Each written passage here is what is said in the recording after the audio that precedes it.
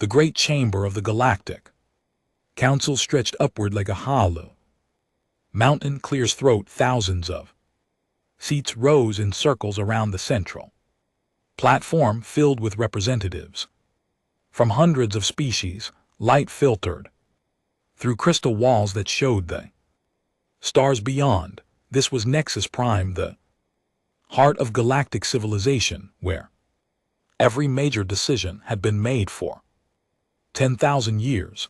Ambassador clears throat.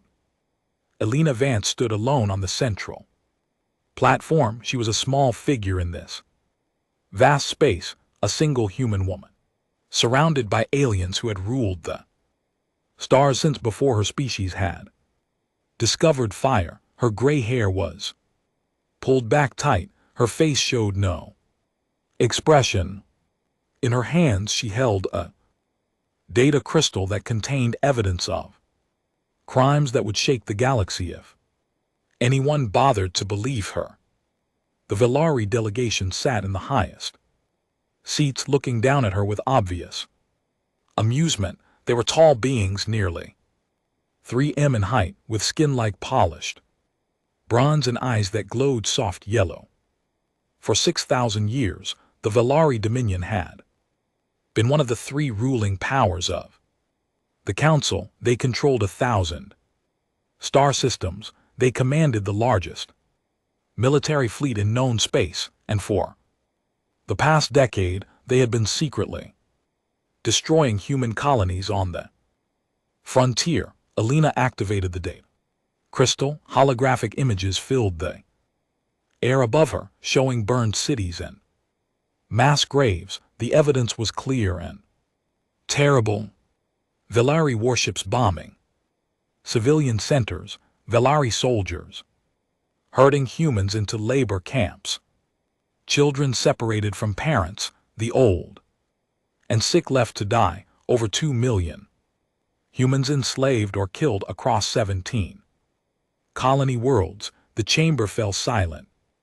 As the images played, some representatives looked away, others watched with expressions of shock or horror, but the Velari delegation simply waited, their glowing eyes betraying nothing. When the images ended, Elena spoke. Her voice was calm and clear, carrying to every corner of the chamber.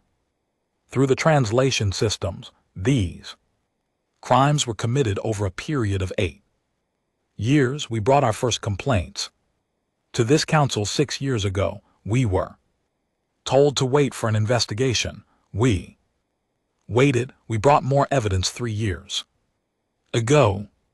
We were told the matter was complex. We waited again. Last year we presented testimony from survivors. We were told there were proper channels to follow. She paused, looking up at the assembled representatives. We have followed every channel. We have respected every process. And while we waited, while we followed your rules, more of our people died, more of our children were taken, more of our worlds burned. The Velari High Speaker rose from his seat. His name was Torvax, and he had held his position for over a century. He was old even by Velari standards, but his voice remained strong and filled with contempt. The human ambassador presents dramatic images, but where is the proof that Velari forces were responsible? These frontier worlds are dangerous places. Pirates and raiders attack constantly. Perhaps snorts. Humanity should focus on protecting its own colonies instead of making accusations against its betters. Ripple of nervous laughter moved through parts of the chamber. The Velari had many allies who owed them favors or feared their anger. These allies knew which way to react. Elena did not respond to the laughter. She simply touched her data crystal again. New images appeared showing Velari military ships with clear identification codes, communications intercepts with orders signed by Vari commanders, financial Records showing payments to officials who looked the other way. The evidence is complete, Alina said. The perpetrators are identified. The chain of command is documented all the way to the Dominion's highest military council.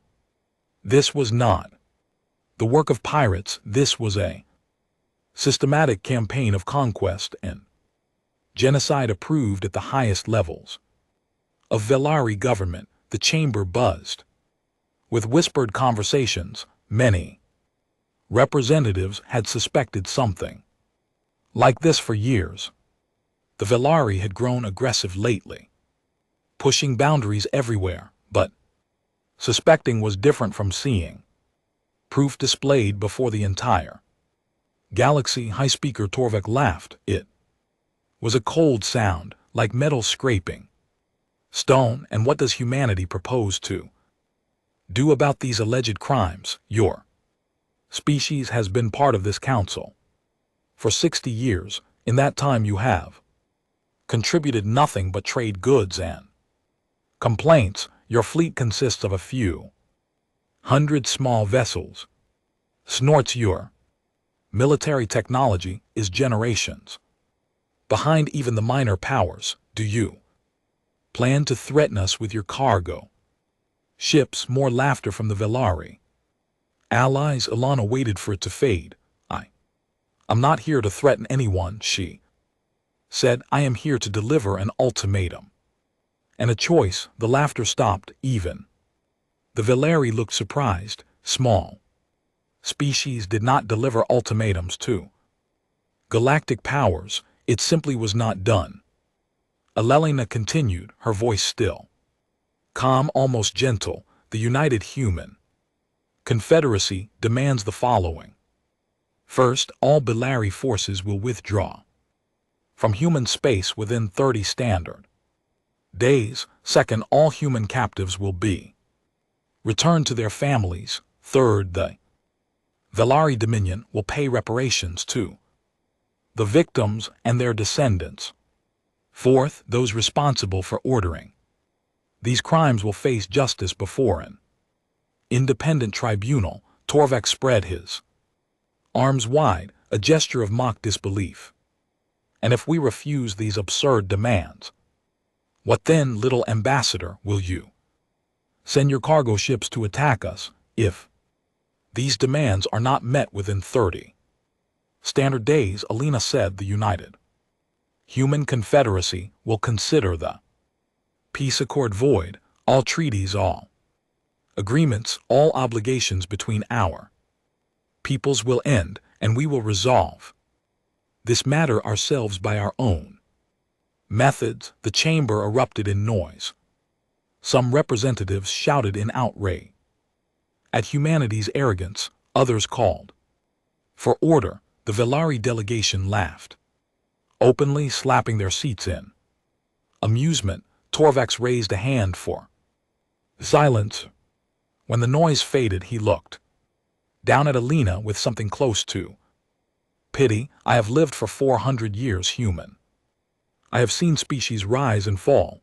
I have watched empires crumble, and in all that time I have never heard anything so foolish. Your species is a footnote in galactic history. You have no power, no allies, no hope of standing against us. If we wished, we could burn every human world in a single campaign. We tolerate you because you are useful as traitors and because crushing you would be more trouble than you are worth. He leaned forward, his yellow eyes bright with contempt. Go home, little ambassador. Tell your leaders that their threats amuse us. Tell them that if they continue this foolishness, we will stop tolerating them.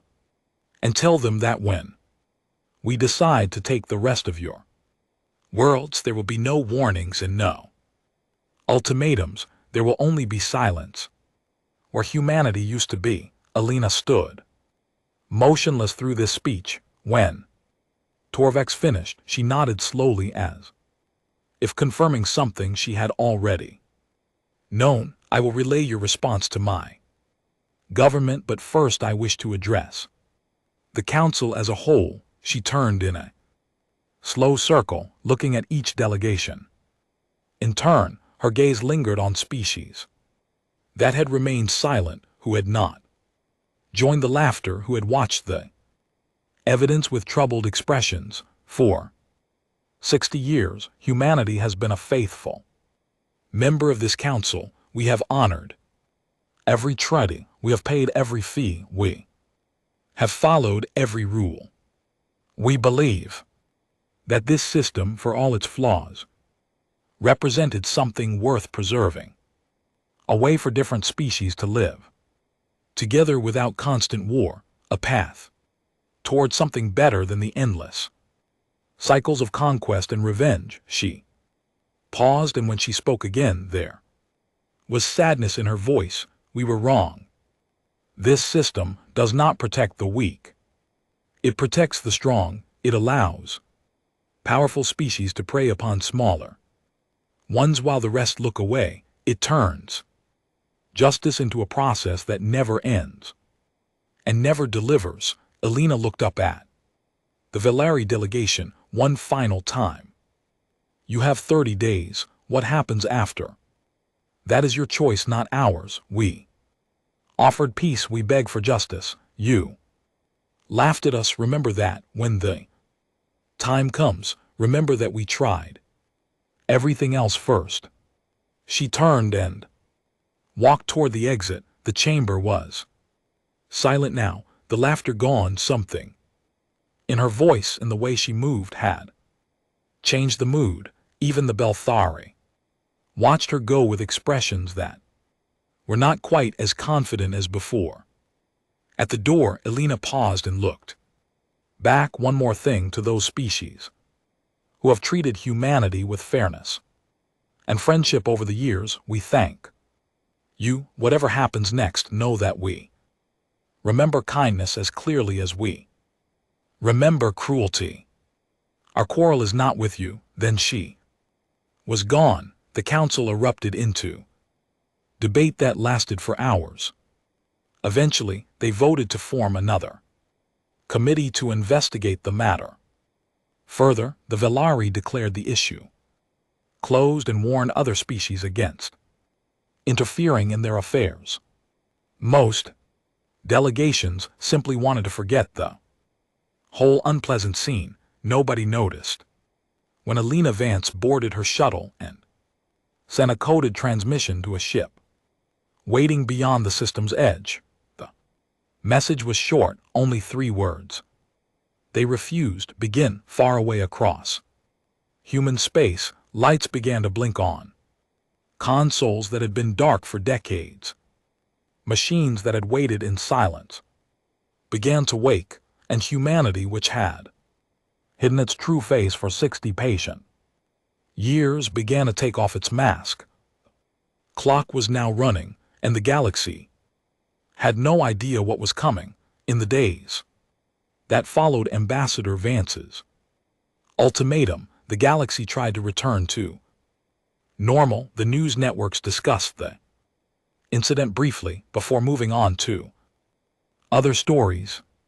Valari officials gave interviews where they laughed about human arrogance. Most species simply forgot about the whole affair, confident that nothing would come of it. Then strange things began to happen. It started with small disruptions that nobody connected at first. Human merchant vessels, which had carried goods between stars for decades, began to withdraw from space. At first, the Beltari barely noticed. Humans were minor traders after all. There were plenty of other species willing to transport cargo, but within a week the absence became painful. It turned out that human ships had been carrying more than anyone realized: rare medicine, specialized components, luxury goods that wealthy had come to depend upon. Prices began to rise. Shortages appeared. The economy started to feel the strain. When Velari, merchants tried to contact human trading companies to negotiate their return, they found only silence, communication, channels that had worked for years now. When unanswered, it was as if every human in Velari space had simply vanished overnight. On Nexus Prime, the Galactic Council experienced its own problems. The secure communication network that connected all member species began to experience strain. Errors, messages arrived corrupted or delayed, encryption systems failed. Randomly, the best technicians in the galaxy worked around the clock to fix the problems, but they could find no cause. The system simply would not cooperate. Some junior officials suggested that the timing was suspicious. Perhaps the humans were responsible.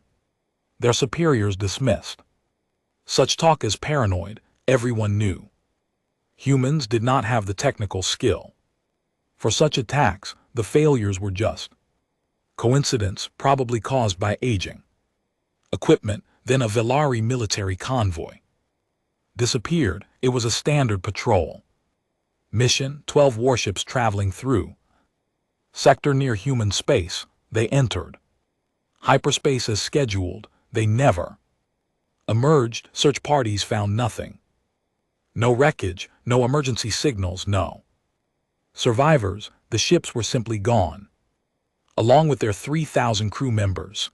The Velari High Command was troubled, but not alarmed. Strange things happened in hyperspace. Sometimes old routes became unstable. Navigation errors occurred. It was tragic but not unheard of. When a second convoy vanished 2 days later, alarm began to spread.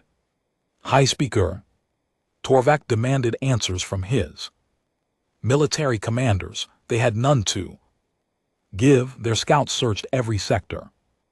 Along the convoy routes, they found only empty space. It was as if the ships had never existed. Quietly, without public announcement, the Velari began to avoid hyperspace routes that passed near human territory. They told themselves this was just a precaution. They told themselves it had nothing to do with the human ultimatum, but the fear was there now.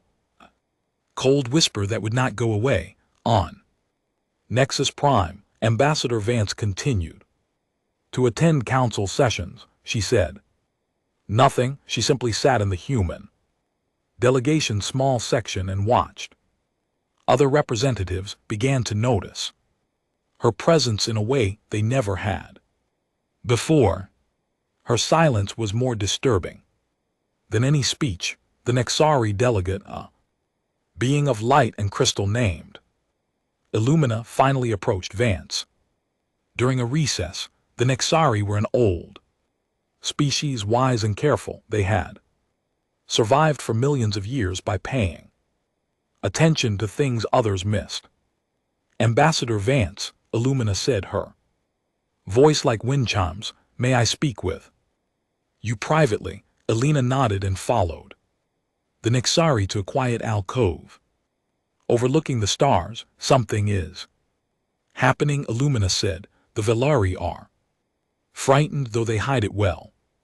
Trade routes are disrupted, military convoys vanish, the council's communications fail in ways our engineers cannot explain, and through it all your people say nothing and do nothing obvious. It is deeply unsettling. Is there a question in there somewhere?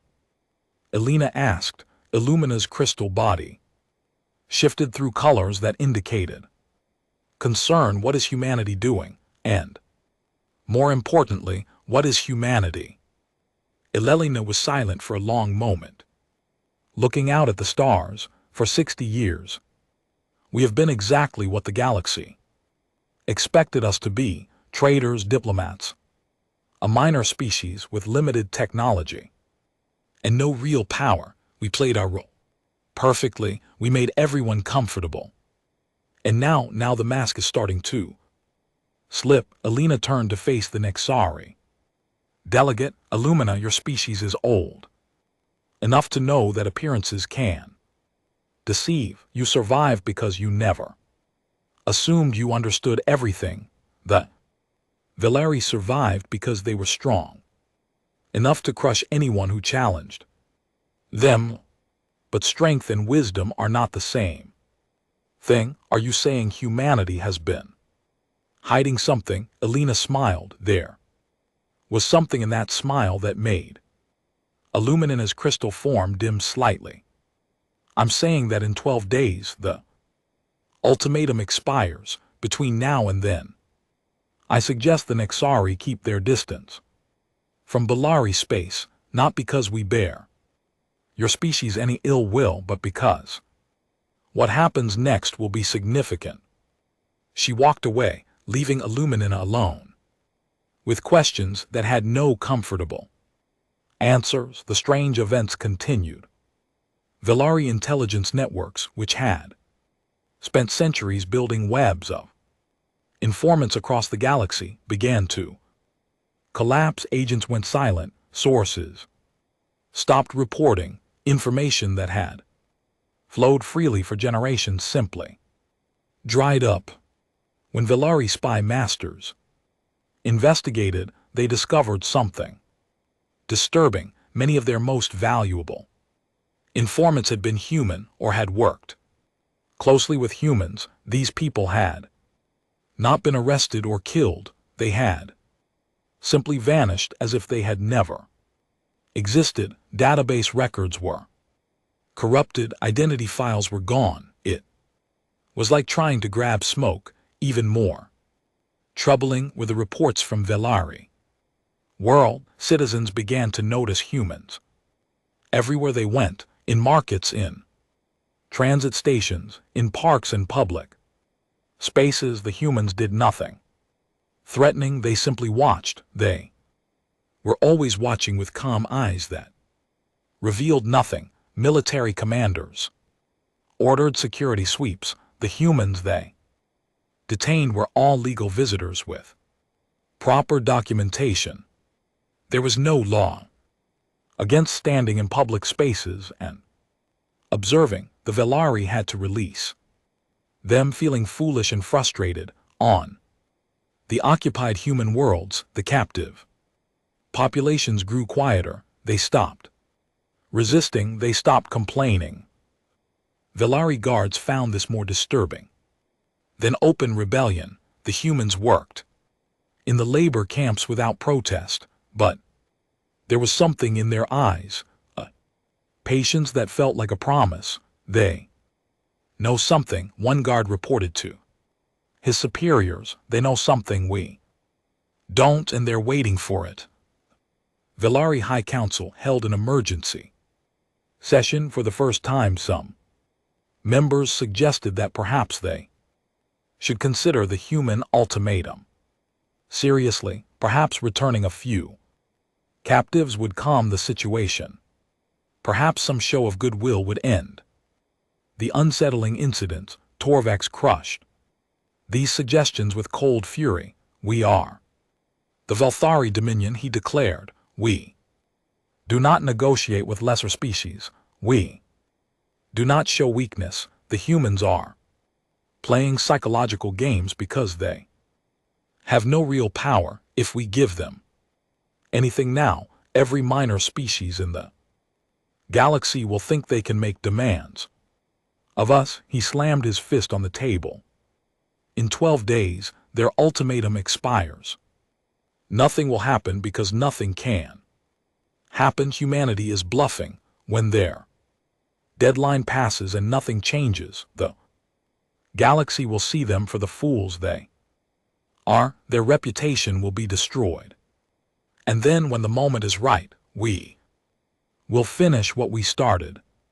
We will burn every human world and scatter their species across the stars as slaves. The council members nodded, reassured by their leader confidence. T-Vax was never wrong. He had guided the Dominion for a Century, he knew what he was doing. On the day before the ultimatum expired, the galaxy held its breath without knowing why. Something felt different in the air of 1,000 worlds. Something was coming. Elena Vance spent that final day in her quarters on Nexus Prime. She spoke to no one. She wrote messages to family members she would never send. She looked at photographs of worlds she might never see again. At midnight, Galactic Standard Time, her communication console lit up. A single message arrived from United Human Confederacy Command. All assets in position, all systems ready, awaiting final authorization. Elena closed her eyes for a moment. When she opened them, they were hard and clear.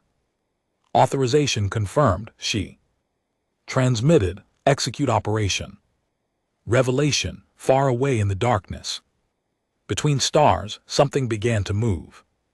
Ships that had hidden for decades powered up their engines. Weapons that had never been fired charged their system. Humanity's true face was about to be revealed, and the galaxy would never be the same. The next morning, Elena walked onto the council floor for the last time as an ambassador of peace.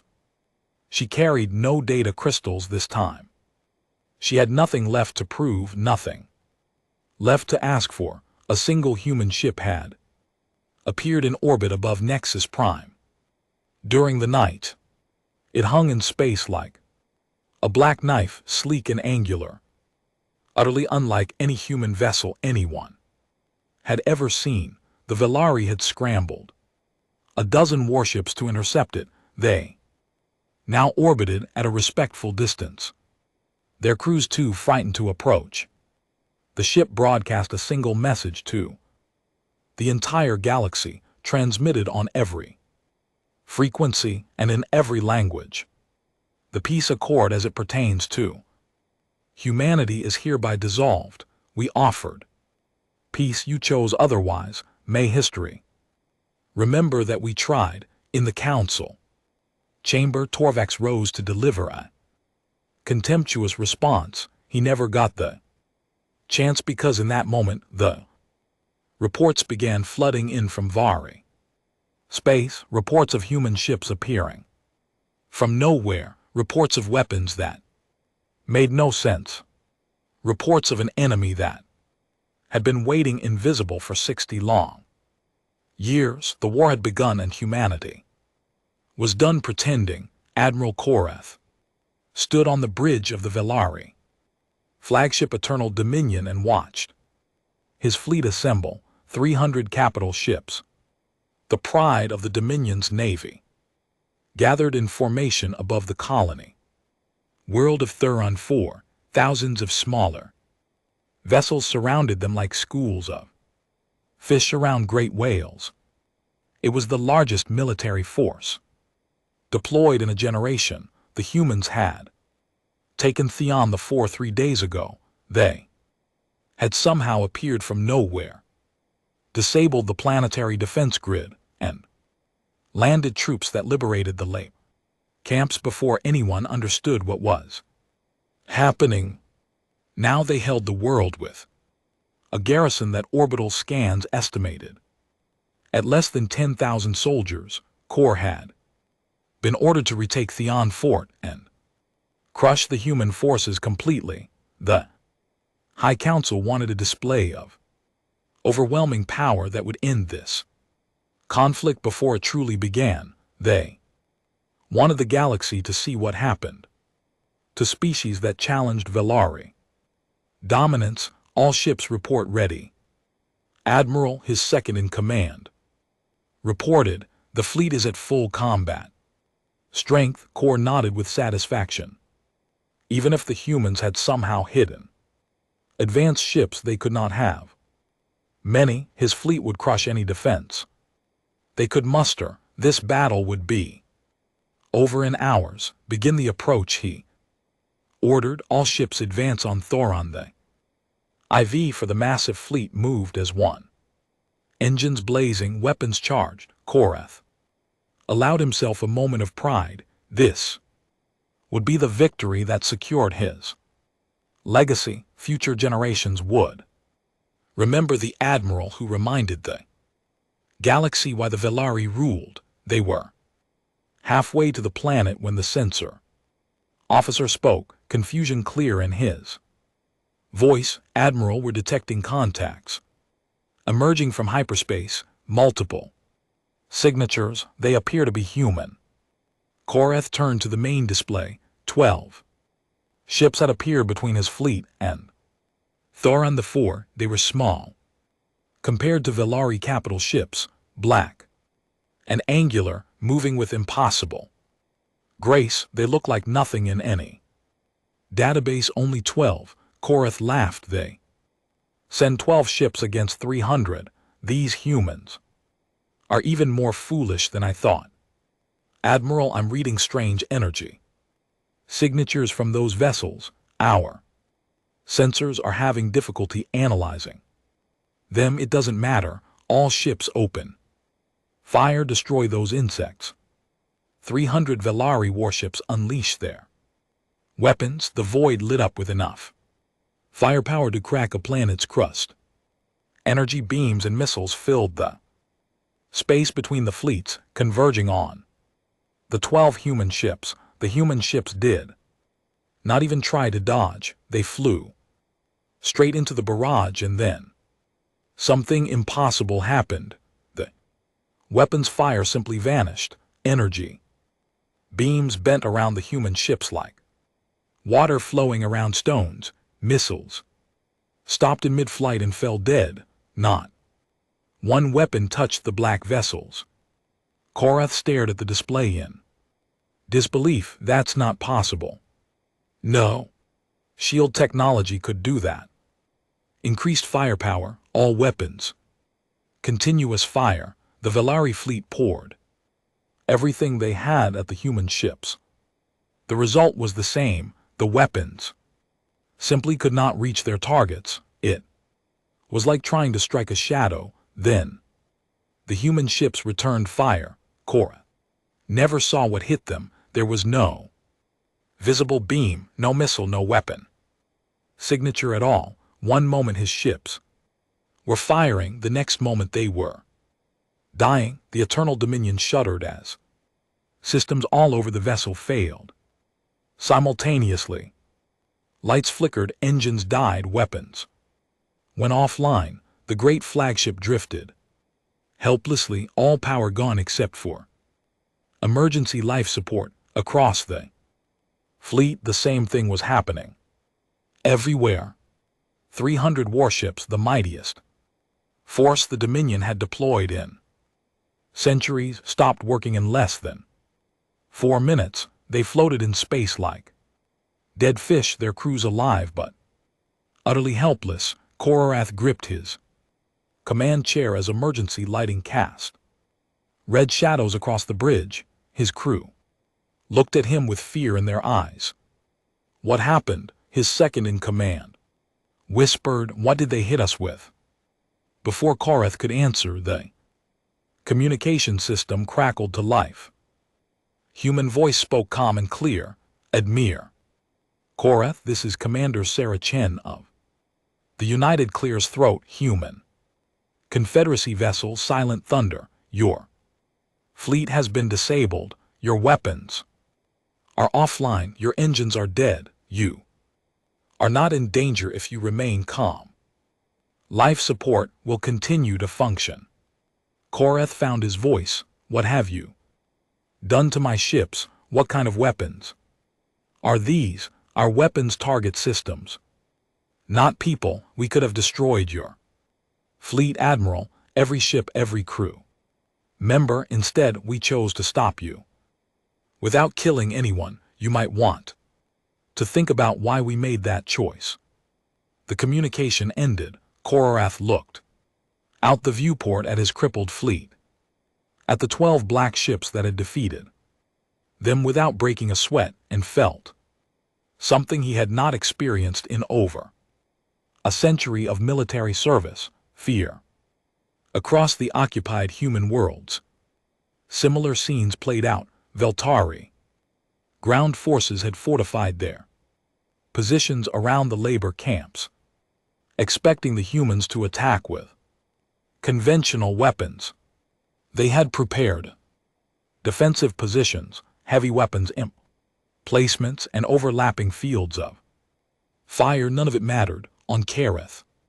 The largest labor camp held 50,000 human captives. Colonel Vexus commanded the garrison of 5,000 Belthari soldiers. When the human attack began, he was ready. Then his soldiers' weapons stopped working. Every rifle, every cannon, every explosive device simply failed. Power cells drained instantly.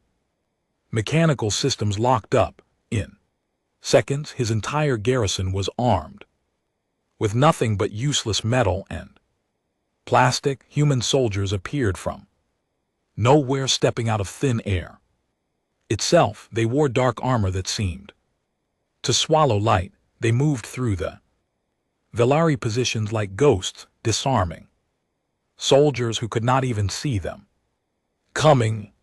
Colonel Vexus found himself facing a human officer who had materialized 3 steps in front of him. The human was a woman short by Veltari standards, with gray streaks in her dark hair. "You can order your soldiers to stand down," she said calmly, "or we can continue disarming them one by one. Either way, this camp will be liberated within the hour. The only question is whether your soldiers spend that hour conscious." Vexus stared at her. "How are you doing this?" "Our intelligence said humans had no advanced technology. We had complete information on your military capabilities."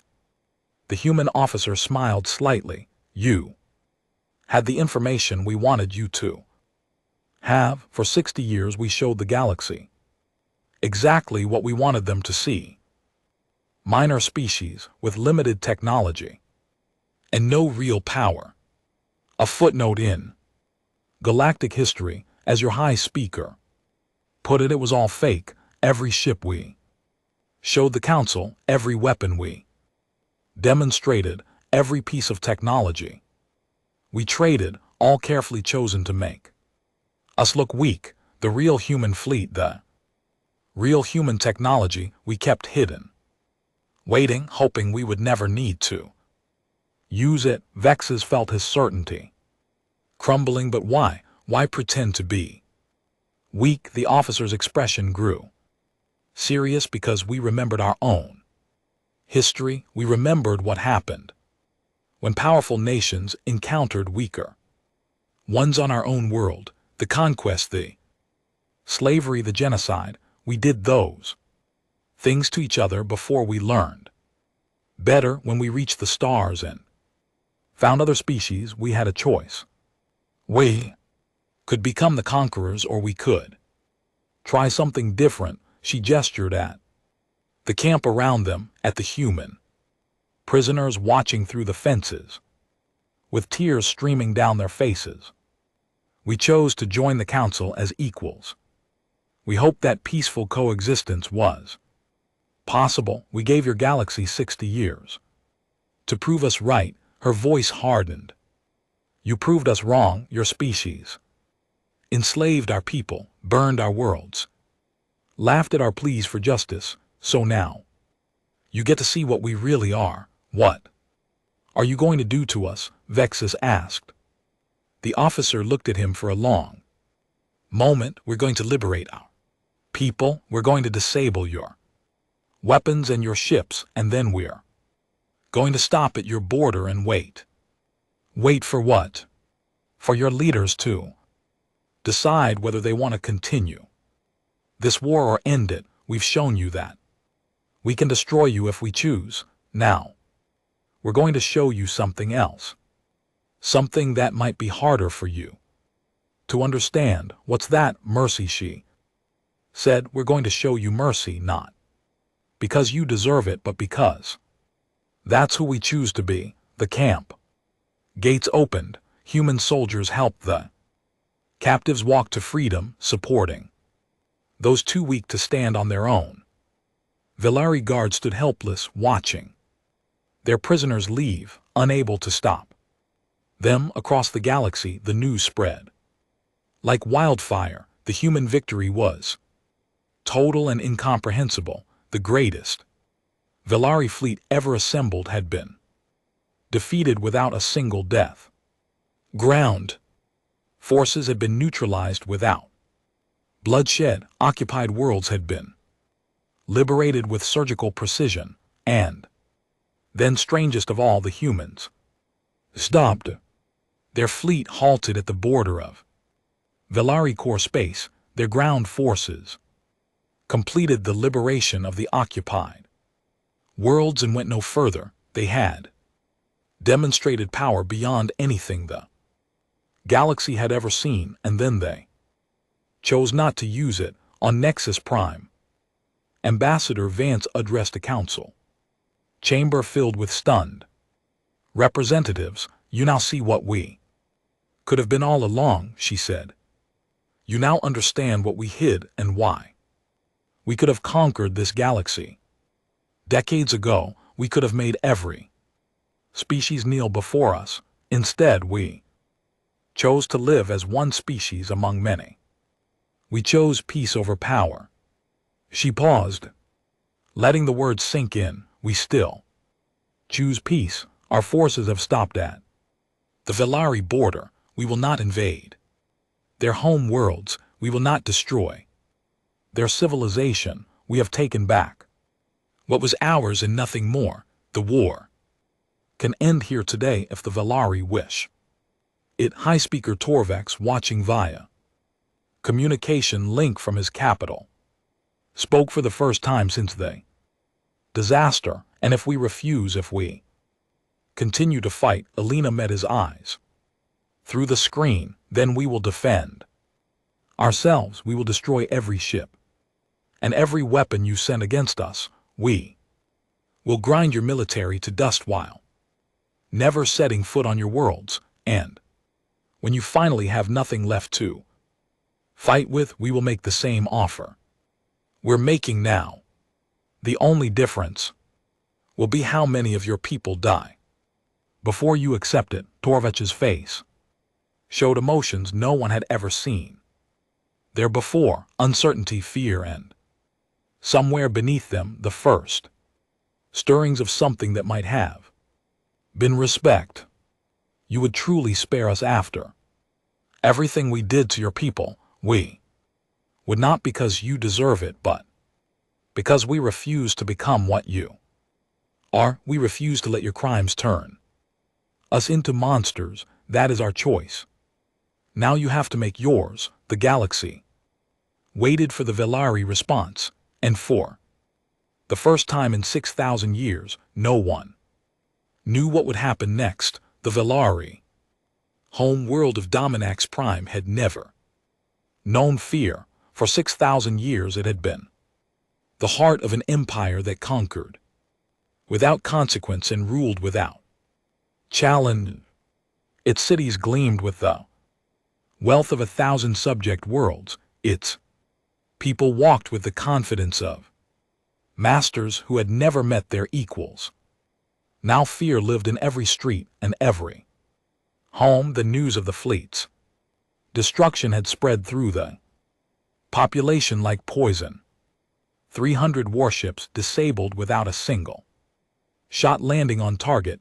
Ground forces neutralized without bloodshed. Human captives walking free while Velari soldiers stood helpless. It was impossible. It was humiliating. It was terrifying. High Speaker Torvex sat in his private chamber, surrounded by advisors who had no advice to give. Military commanders who had promised easy victory now stared at their feet. The intelligence officers who had sworn humans were weak now had nothing to say. The Empire's greatest minds had been wrong about everything. How did we miss this? Tivax demanded. 60 years they were among us. 60 years of trade and diplomacy. How did no one see what they truly were? General Korax, the senior military commander, spoke carefully. Their deception was perfect. High Speaker, every ship, every weapon, every piece of technology they showed us was designed to look primitive. They sacrificed trade advantages and political influence to maintain the illusion. We saw exactly what they wanted us to see, but why? Why hide such power? Any species with that technology could have dominated the galaxy, perhaps. That is exactly why they hid it, said a quiet voice. Everyone turned to look at the speaker. It was Sarah, the youngest member of the advisory council, barely 2 centuries old. She had been quiet throughout the crisis, watching and listening. Explain, Torvax commanded. Sarah stood, her hands steady despite the weight of attention upon her. High Speaker, I have spent the past days studying everything we know about human history, their own records which they shared freely as part of cultural exchange before they reached the stars. They nearly destroyed themselves multiple times, wars that killed hundreds of millions, weapons that could have ended their entire species.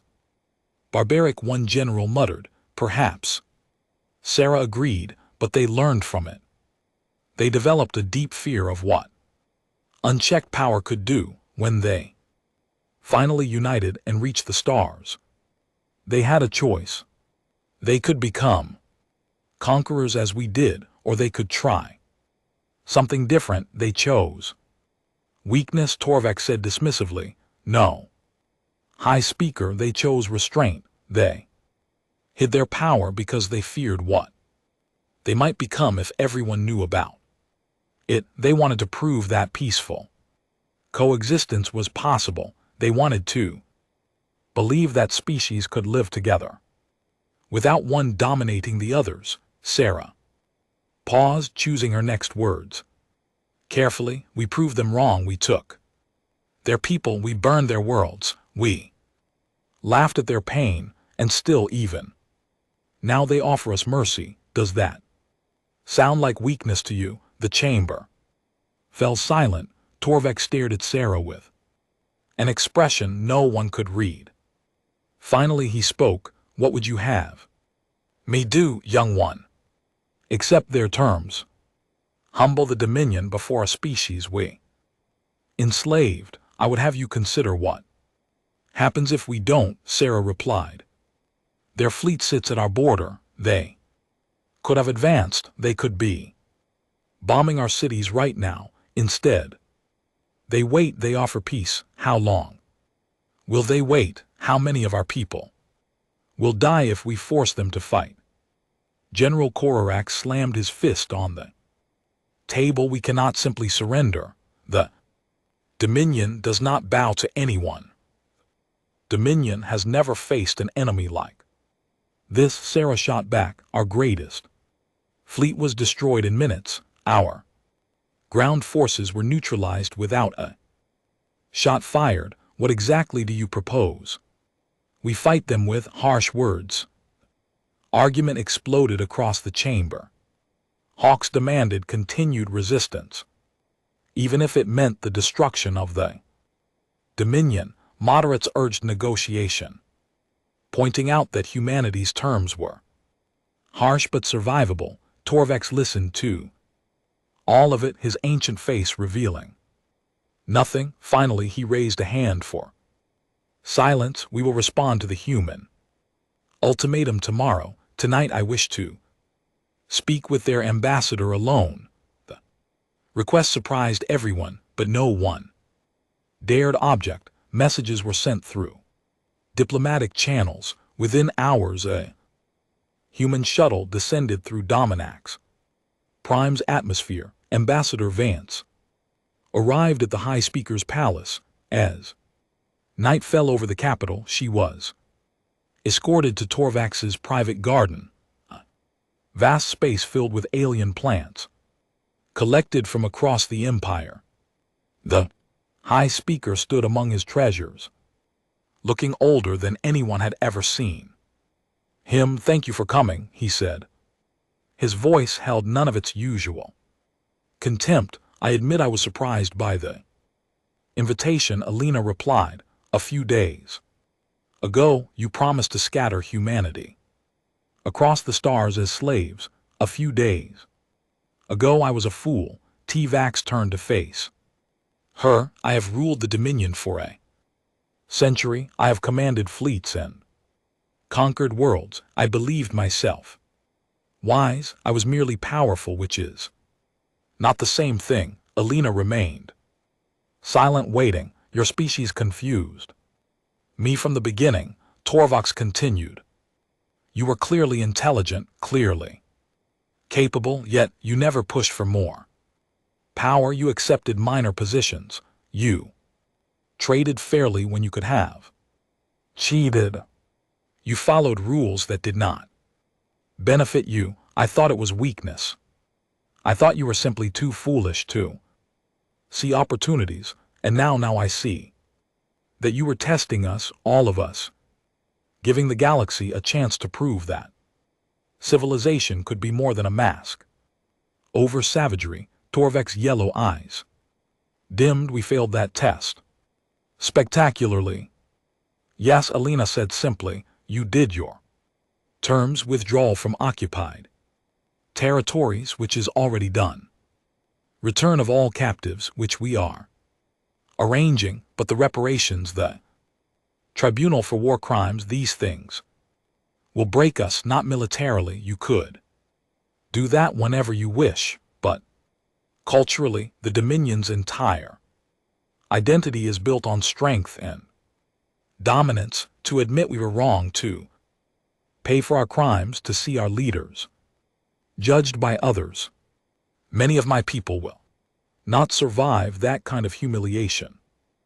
Alina studied the old Velari for a long moment. Do you know how many humans died in your labor camps, High Speaker?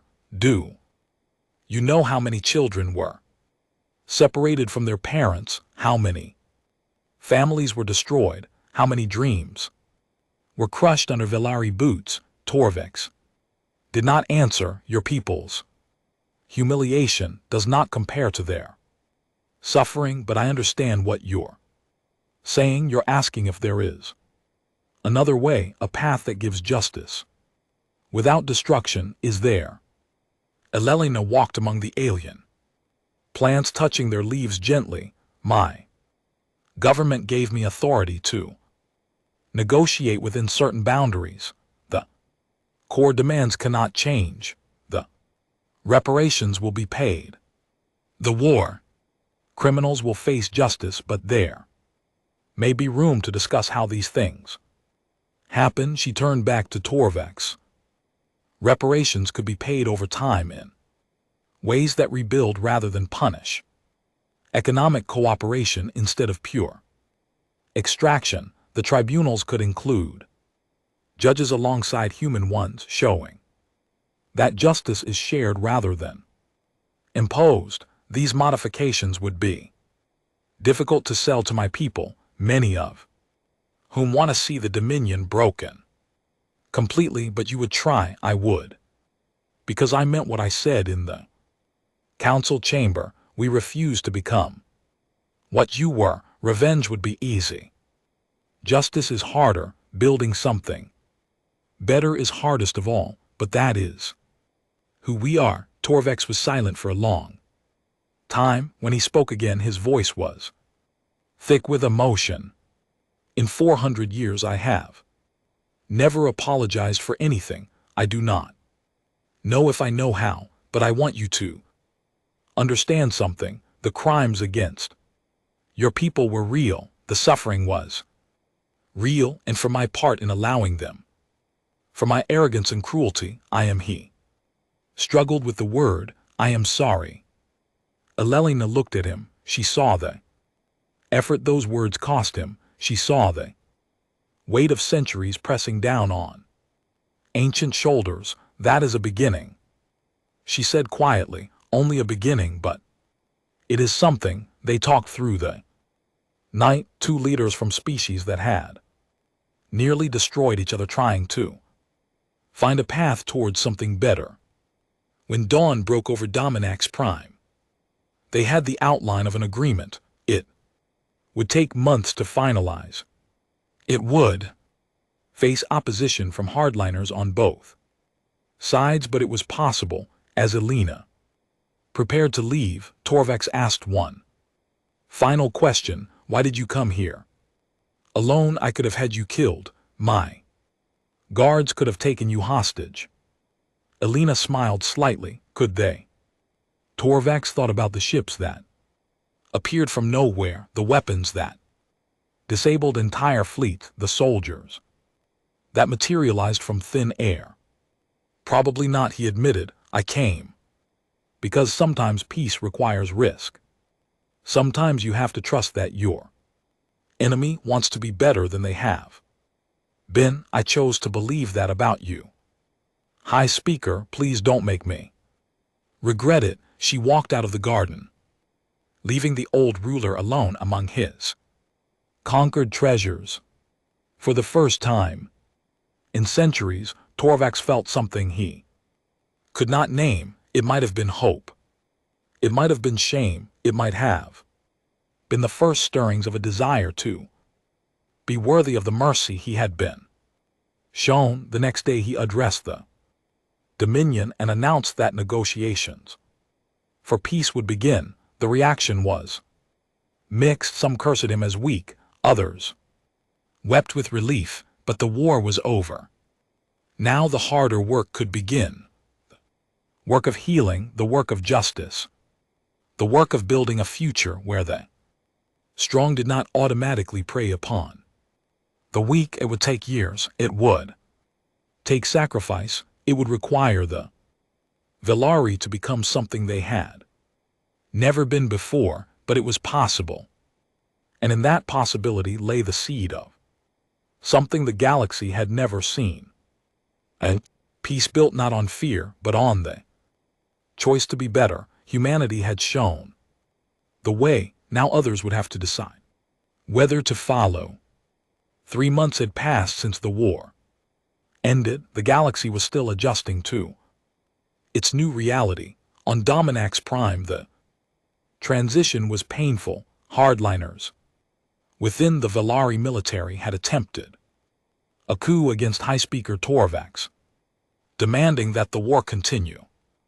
Regardless of the cost, they had gathered supporters, seized communication centers, and broadcast calls for resistance across the empire. The coup lasted 16 hours. It was not the human fleet that ended it. The humans had kept their word and remained at the border, watching but not interfering. Instead, it was ordinary citizens who stopped the hardliners, soldiers who refused to fire on their own people, officials who blocked the rebels' orders, and thousands of common people who filled the streets of the capital demanding peace. They had seen what humanity was capable of. They had seen mercy where they expected destruction, and many of them, for the first time in their lives, had begun to wonder if there might be a better way to live. The coup leaders were arrested by their own troops. They would face justice alongside the architects of the human genocide. The tribunals were beginning their work, slow and careful, building cases that would stand the scrutiny of history. On the liberated human worlds, the work of healing had begun. The labor camps were being dismantled, their materials repurposed for housing and hospitals. Families separated by the occupation were being reunited through a massive effort that involved both human and Dari resources. The reparations agreement had taken its final form. Instead of simple payments, it had become something more complex and more hopeful. The Velari would invest in rebuilding the worlds they had destroyed working alongside the humans. Who had suffered there, they would share. Technology and resources, they would. Create jobs and opportunities. It was not charity and it was not punishment, it was partnership forged. The ashes of war, not everyone accepted this arrangement easily, on both sides. There were those who wanted simpler solutions. Some humans demanded the Dominion's complete destruction. Some Belthari refused to acknowledge that their species had done anything wrong. These voices were loud, but they were no longer the only voices on Nexus Prime. The Galactic Council was undergoing its own transformation. The old structure, which had allowed powerful species to dominate weaker ones, was being rebuilt. From the ground up, Ambassador Vance had led the effort, working with representatives from hundreds of species to create something better. The new charter included protections that had never existed before. No species could be denied representation. No species could be attacked without consequence. No species could enslave another. These rules had teeth now because everyone knew what would happen if they were broken. Humanity was offered permanent leadership of the Council. They refused. We didn't do this to become rulers, Alina explained to the assembled delegates. We did this because ruling others is wrong. If we take control now, we become just another empire. Better intention perhaps, but still an empire.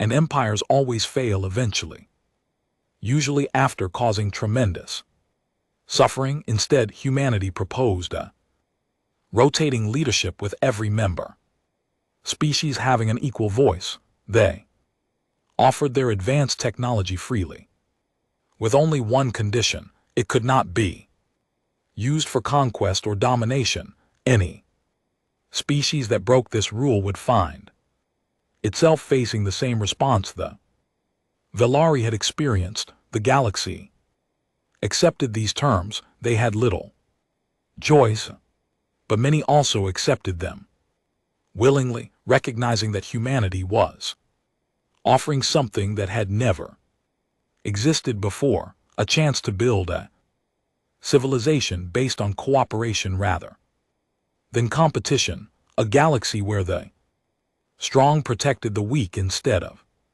preying upon them. It would take generations to fully realize this vision. There would be setbacks and failures. Old habits would die hard, but the foundation had been laid. 1 year after the war, a memorial was dedicated on KTHIII, the site of the largest labor camp. The ceremony brought together humans and survivors and the descendants of those who had died.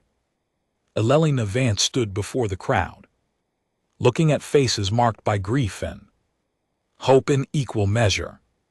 Behind her, a wall of black stone carried the names of every human who had died under Velari occupation. There were too many names to read in a lifetime. They stretched across the stone like an accusation against the universe itself. Elelina spoke slowly, her voice carrying across the silent gathering. We are here to remember those who were taken from us, to remember the suffering they endured, to remember the injustice that was done in the name of power and conquest. She paused, looking at the Velari delegates who had come to stand witness.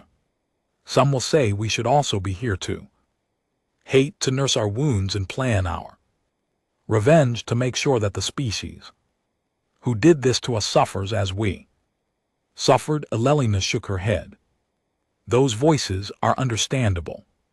They come from pain that is real and deep.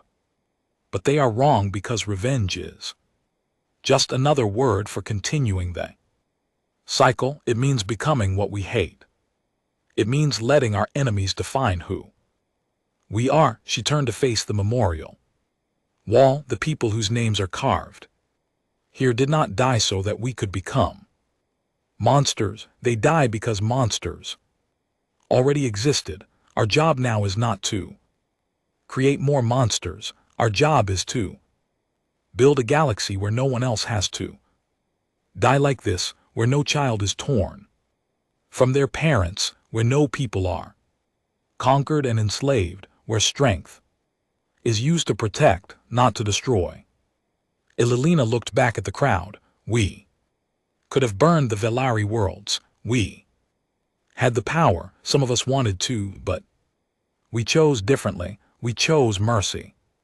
Not because the Velari deserved it, but because we refused to let their crimes corrupt our souls. We choose who we are. No one else gets to make that choice for us. She stepped aside and a young Velari woman approached the memorial. Her name was Sarah, the advisor who had counseled peace when her own people wanted war. She carried a small container of soil from Dominic's prime. I represent the species that committed these crimes, she said quietly. I cannot undo what was done. I cannot bring back the dead. I can only promise that we will try to become something better, that we will learn from this terrible chapter in our history, that we will work every day to be worthy of the mercy we were shown. She knelt and placed the soil at the base of the memorial wall. Symbolic gesture. Velari earth mixed with human soil, two species bound together now, not by conquest but by the hard work of healing. After the ceremony, Elena walked through the memorial garden that surrounded the wall. Human children played on the grass, chasing each other and laughing. Among them were several young Belthari, children of the diplomatic staff who had come for the ceremony. The children did not see enemies or victims. They saw only other children to play with. An old man approached Elena. He walked with difficulty, his body marked by years of hard labor in the camps. His name was Marcus Chen, and he had been one of the first prisoners taken when the occupation began. Ambassador, he said, I wanted to thank you for what? For not giving us what we wanted. The old man smiled sadly. When I was in the camps, I dreamed of revenge. I imagined human ships burning Velari cities. I imagined their people suffering as we suffered. I thought that would make things right. He watched the children playing together. But this is better. This is harder and slower and messier, but it's better. My grandchildren will grow up in a galaxy where this kind of thing doesn't happen anymore. They'll have Velari friends. They'll see former enemies working together to build something new that's worth more than any revenge could ever be. Elena put her hand on his shoulder. That's why we did it, not for ourselves, but for them, for the ones who come after. Marcus nodded slowly. We learned it the hard way, didn't we? On our own world before we reached the stars.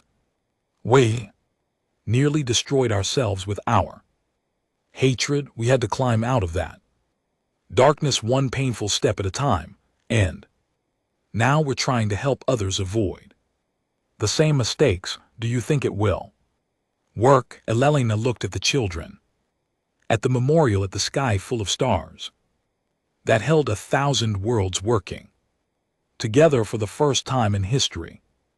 I think we have to try. I think trying is what makes us human, not our technology, not our hidden fleets, just the stubborn refusal to give up on the possibility of something better. She smiled and there was peace in her eyes. We offered them a choice. They could destroy themselves trying to fight us, or they could join us in building a new future. They chose to build, and as long as species keep making that choice, as Long as enough beings decide that cooperation is better than conquest, we have a chance. The sun set over Cath III, painting the sky in shades of orange and gold. The memorial wall glowed softly in the fading light. The names of the dead watched over the garden where their children's children played with the children of their former enemies. It was not a perfect ending. The galaxy still held darkness and danger. There would be more challenges, more tests of humanity's commitment to its ideals. The work of building a better civilization would never truly be finished, but it had begun, and sometimes beginning is enough. The stars came out over the memorial, cold and bright, watching as they had watched for billions of years. They had seen empires rise and fall. They had seen species destroy each other in endless cycles of violence. Now, perhaps they were seeing something new. A species that chose mercy over revenge. A galaxy learning to be better than its past, a future being built one difficult day at a time. Humanity had not come to the stars seeking conquest. They had come seeking companions, and now finally they had found them.